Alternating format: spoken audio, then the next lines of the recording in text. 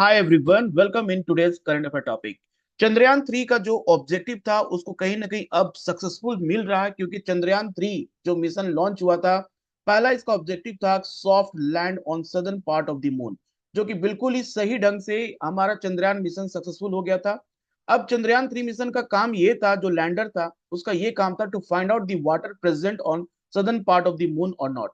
और ये इसका क्लू रिसेंटली मिल गया है कि हाँ, southern part of the moon में कहीं ना कहीं वाटर आइस प्रेजेंट है।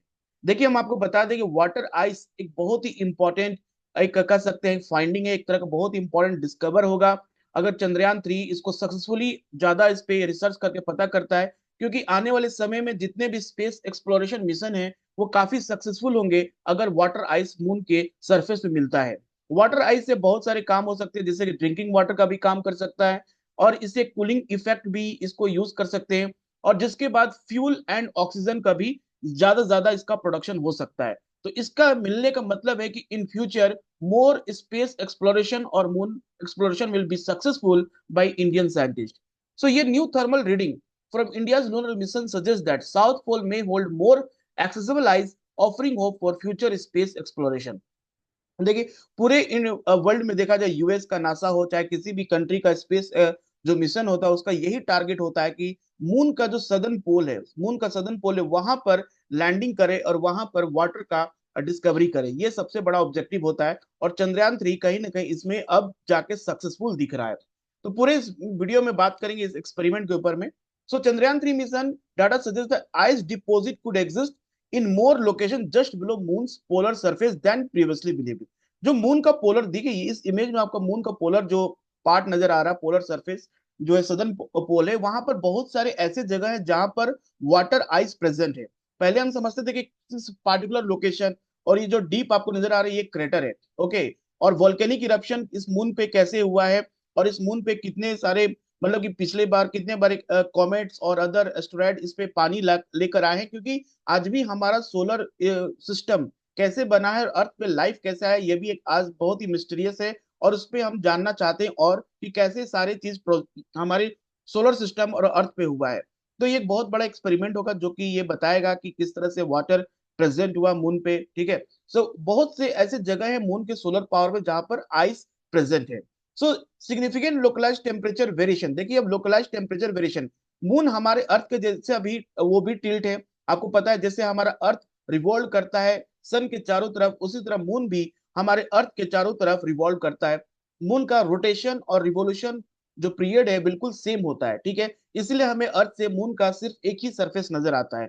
और इस टेम्परेचर वेरिएशन की वजह से जो पार्ट मून के सन को फेस कर रहा, और जो पार्ट सन के कभी लाइट, जहां पर सन का लाइट कभी पहुंचता नहीं है, वो एक थर्मल वेरिएशन, एक टेम्परेचर वेरिएशन बताता है। जिसकी वजह से आप देख सकते हैं क्या वहां का वाटर आइस क्या सरफेस पे है या 1 metre inside the surface of the moon. ये दोनों का डिफरेंस बताता है बिकॉज ऑफ टेम्परेचर।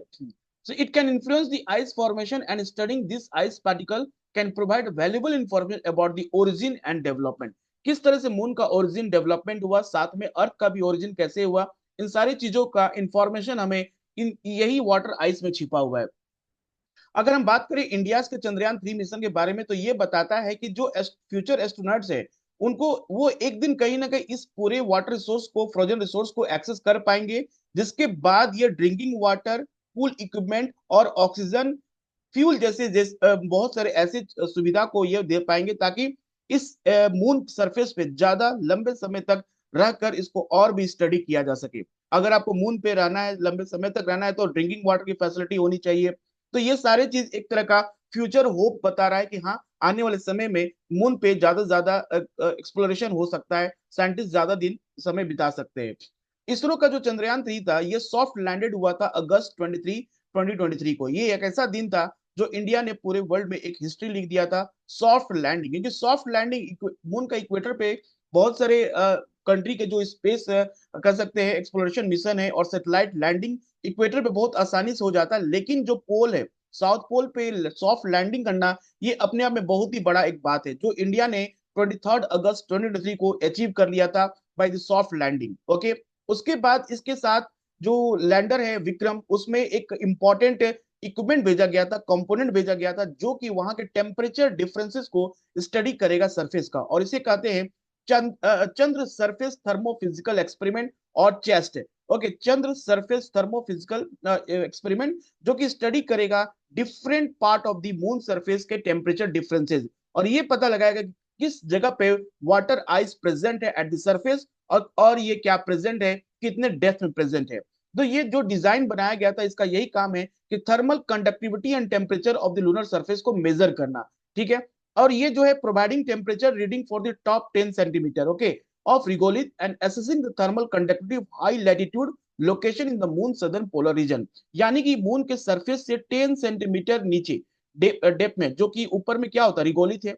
अब आपको रिगोलिथ क्या होता है, ये रिगोलिथ एक तरह से आप समझो कि रॉक का फ्रैगमेंटेड पार्ट है। जब रॉक, किसी रॉक का डिसइंटीग्रेशन होता है, यानी किसी रॉक का जो वेदरिंग होता है, उसके वेदरिंग होने के बाद जो भी इसके कंपोनेंट होते हैं, इसके जो भी फ्रैगमेंटेड पार्ट होते हैं, उन्हें हम लोग रिगोलिथ कहते हैं।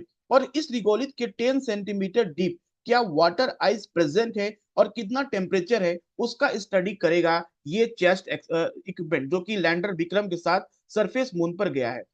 अब इसकी स्टडी से अभी तक हमें ये पता चला है कि जो अर्थ का जो जो मून का सदर्न पोल है, वहां पर जो वाटर आइस है, जो मून का सरफेस सन को फेस कर रहा, और जो सरफेस मून के सनलाइट, जिसमें सन का लाइट नहीं आ रहा, वहां पर वाटर आइस का सरफेस पे और 10 सेंटीमीटर डेप्थ में होने के चांसेस बता रहे हैं। So study highlight that the local thermophysical environment play a key role in determining the presence and stability of water ice on the moon. So local thermal physical, thermophysical क्या है, मतलब कि लोकल कंडीशन।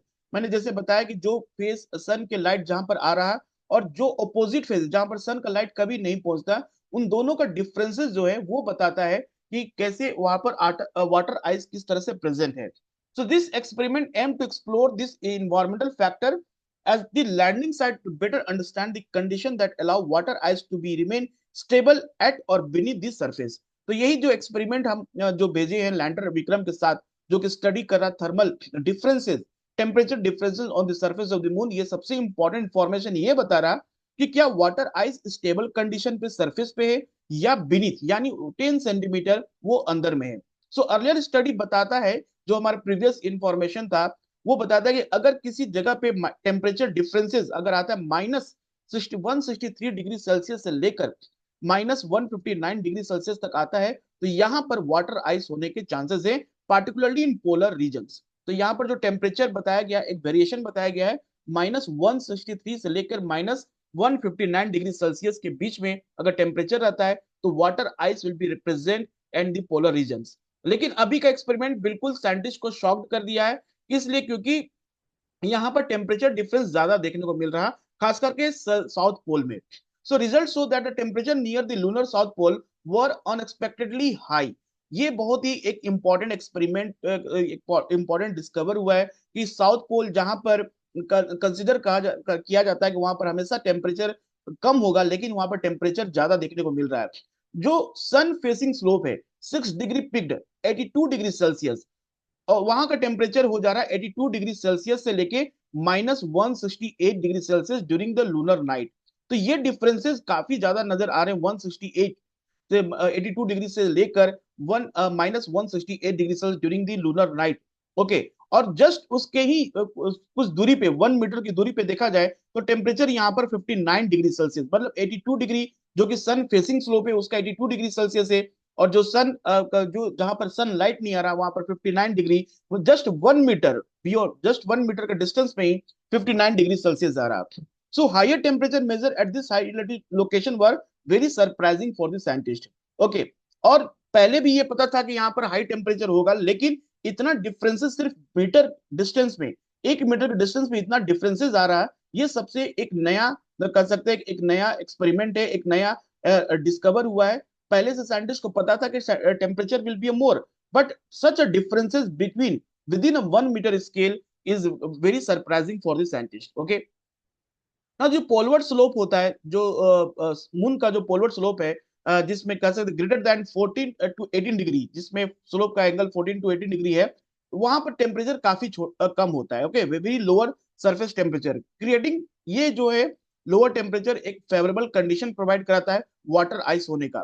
ठीक है, लेकिन अभी का जो बताता है कि जो सनवर्ड स्लोप से, ओके, जहां पर टेम्परेचर ज्यादा आ रहा है वहां पर वो सपोर्ट नहीं करेगा वाटर आइस को, लेकिन वही स्टीपर स्लोप ऑपोजिट साइड में स्टीपर स्लोप है, पोलवर्ड स्लोप है एक्सीडिंग 14 डिग्री जहां पर हो रहा, वो मोर सुटेबल इन्वायरमेंटल कंडीशन बताता है। तो यहाँ दो डिफरेंसेस देखने को मिल रहा है। That part of the sun, that part of the moon which faces the sun will have a lower condition, okay, lower means chances that water ice will be present, but the other places where a temperature जहां पर sunlight नहीं पहुंच पा रहा, steeper slope है 14 to 18 degree angle जिसमें आ रहा, वहां पर मोर सुटेबल कंडीशन है, जो कि वहां पर आपको वाटर आइस नजर आएगा। ठीक है, तो इस एक्सपेरिमेंट में पता चला है कि जो 14 डिग्री का स्लोप है, ठीक है, जहां पर मैक्सिमम और मिनिमम टेम्परेचर देखा गया -37 और -199 डिग्री सेल्सियस, वहां पर है कि 1 मीटर तक आपको वाटर आइस होने के चांसेस है। ओके, अगर देखा जाए ज्यादा एंगल के चले जाते -18 डिग्री स्लोप एंगल जिसके देखते हैं, तो वहां पर अगर टेम्परेचर डिफरेंस देखा जाए -120 से लेके -206 में, तो वहां पर water ice might even be stable at the surface and subsurface within the meter. तो आपको दो इंपॉर्टेंट यहाँ पर इंफॉर्मेशन मिल रहा है। जहां पर 14 डिग्री स्लोप है वहां पर है कि water ice will be present up to 1 metre, okay, लेकिन जहां पर 18 डिग्री है, जहां पर 18 डिग्री का एंगल का स्लोप है, स्टीपर स्लोप एंगल है, तो वहां पर वाटर आइस आपको तो सरफेस पे मिलेगा, साथ में 1 मीटर डेप्थ में भी वाटर आइस का चांसेस है मिलने का। तो ये ChaSTE observation further reveal that sun facing slope are significantly warmer, where nearby poleward facing slope just meter apart could be much cooler. तो एक ही मीटर के डिस्टेंस में इतना टेम्परेचर डिफरेंसेस देखने को मिल रहा है, it providing environmental conducive the presence of water ice within the shallow subsurface. ठीक है, तो ये बताता है कि किस part of the south pole, पहले तक साउथ पोल में आइस होगा, वाटर आइस होगा, लेकिन अब जो एक्सपेरिमेंट से पता चला है कि साउथ पोल में भी बहुत से ऐसी जगह हैं जहां पर आपको सन फेसिंग है, और कुछ ऐसे स्लोप है जो कि सन फेसिंग नहीं है। तो जहां पर सन फेसिंग नहीं है वहां पर ज्यादा आपको वाटर आइस होने के चांसेस है। अगर स्टीपर स्लोप ज्यादा हो गया 14 से 18 डिग्री है, तो वहां पर वाटर आइस आपको सरफेस के साथ साथ 1 मीटर डेप्थ में भी नजर आएगा। तो इस एक्सपेरिमेंट में अभी यही साइंटिस्ट ने कहा कि आगे और भी एक्सपेरिमेंट किया जाएगा, जिससे हमें पता चलेगा कि लोकेशन किस किस लोकेशन पे वाटर आइस प्रेजेंस है और कितने क्वांटिटी में वाटर आइस प्रेजेंट है, जिससे कि हमारा जो lunar cycle, lunar water cycle का जो अभी अनसॉल्व मिस्ट्री है, वो कहीं ना कहीं आने वाले समय में सॉल्व होगा, जिससे कि ज्यादा से ज्यादा रोबोटिक एक्सप्लोरेशन पॉसिबल होगा on the surface of the moon. Okay, तो ये एक बहुत ही इंपॉर्टेंट डिस्कवरी है चंद्रयान 3 का, जो कि वाटर आइस को तो बता रहा, साथ में ये भी बता रहा कि टेम्परेचर डिफरेंस की वजह से किस जगह पे वाटर आइस सरफेस पे होगा, किस जगह पे वाटर आइस सरफेस के साथ साथ 1 मीटर डेप्थ में भी होगा। Okay, I hope this help you to understand the entire news। मिलते हैं नेक्स्ट वीडियो में। Thank you everyone.